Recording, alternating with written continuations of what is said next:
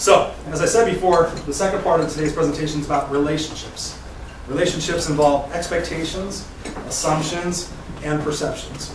So we're going to talk about those here in detail because that's what's really going to win a negotiation, whether it's with your spouse, whether it's with your kid, whether it's with the parent or the teacher, whatever it is, relationships are going to win negotiations. So, relationships are communicating. It's sender and receiver. Right now, I'm up here thinking about my thoughts, encoding them into words, sending them to you, and you're processing them and figuring out how it's applicable to you.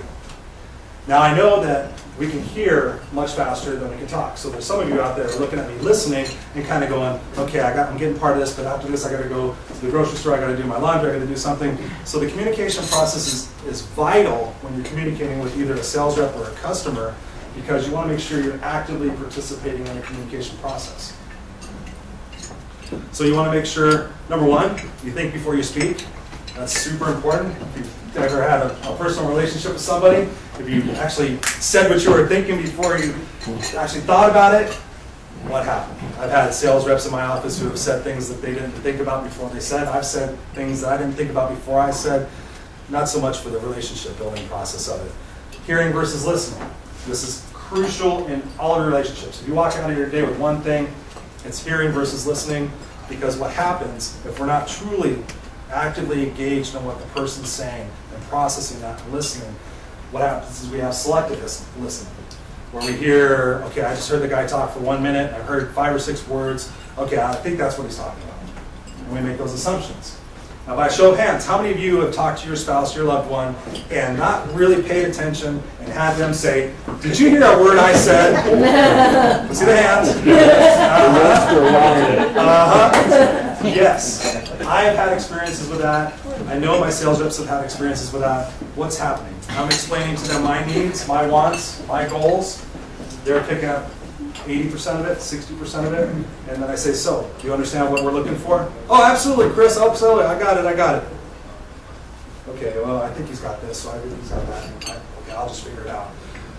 If you're listening to somebody and you're having difficulty paying attention, I strongly encourage you to say, you know what, I'm sorry, I had something on my mind. Can you please repeat that?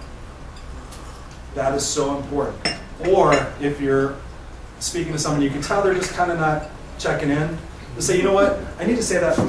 In other words, what I'm trying to say, Jeff, is I'm trying to get this point across to you. I'm trying to make sure that you understand what we're talking about. And that's huge in relationships with whomever you're negotiating with. That comes back to paraphrasing.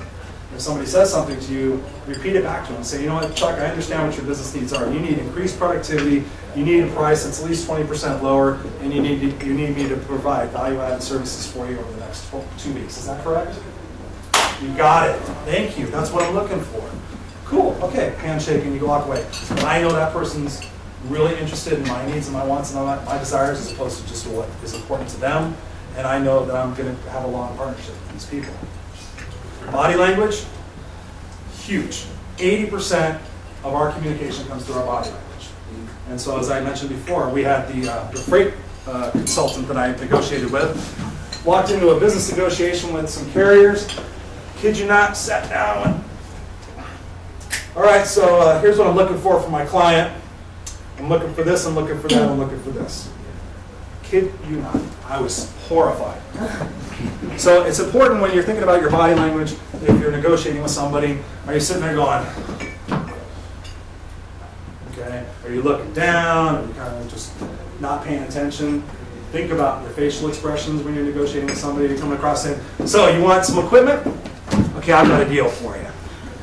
Wow. So think about your body language. And it's important because we write. We send emails, we send texts, we use Twitter, we Facebook, we do everything. A lot of things are in writing. If 80% of your language is in your body, think about what you're writing before you hit the send button. I have had more relationships become in question from reading emails from vendors than way before.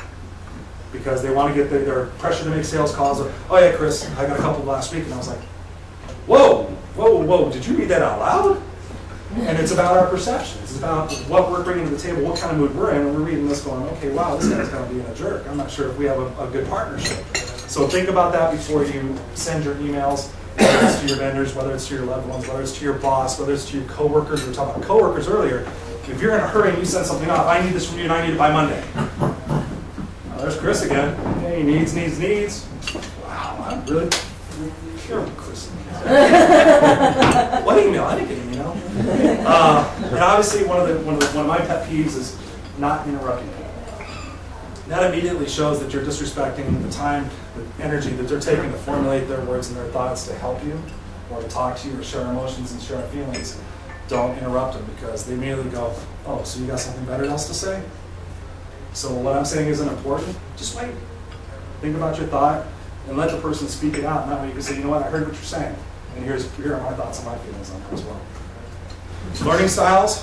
Real quick on this. If you're in sales, know the learning style of your particular customer that you're going to see. And I say that because some of us are predominantly visual learners, some of us are predominantly auditory learners, and some of us are thinking cap learners. We're kinesthetic.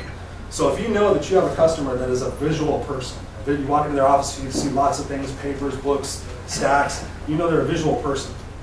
Some people smile. So when you're a vendor, you want to come in with colored brochures, you want to come in with pictures, you want to use illustrations in your mind. Could you imagine seeing in your mail center this equipment? You got to think about that. Auditory people, they're the type of people you can give directions to and just say, okay, I need you to take a left at Smith Street, I need you to take a right at John's, and a left at ABC Avenue. They kind of gather that. They're auditory, they can program themselves. The rest of us, I'm a very visual person, I need to see a map. I need to see the line and how to get there. So visual people working with auditory people, if you don't understand that, can become a cause for conflict. Because if you just walk in there and say, okay, well, I've got this deal for you, and it's going to do this, and it's going to do that, and so what do you think? I'm thinking, okay, well, I need to see it. Also, a visual person walks into a person who is an auditory person and brings them all these colored graphs and all these pictures, and I don't need to see that, just give me the facts. What am I getting? What's the value?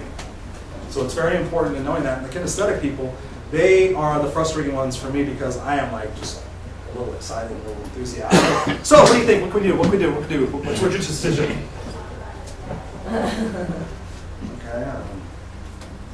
They have to roll it around with their tongues. They have to digest it. They have to see it, feel it, touch it, smell it, and then be able to give you a response. So if you know that you're dealing with something like that, don't manifest your frustration. Because you start manifesting your frustration, like, why can't this guy make a decision? Can he just say something? Can he just tell me what's going on? Can I help you with something? Wow, this guy's aggressive. I'm just trying to think about this. So consider the learning styles with your coworkers, especially. This is something you can see. We talk about getting things from our coworkers. We need to negotiate something. Sally, can I get this from you? I need it by 5 o'clock tomorrow to give it to this customer to close this deal. If you're thinking about that, well, what do you need? Okay, I need this and that. Can you write it down? Can you show me? If you know that person's visual, you walk in and say, you know what, can you really help me out with this? I got a deadline by 5 o'clock tomorrow morning. I need these 3 things. What can I do to help you? Oh, okay, great.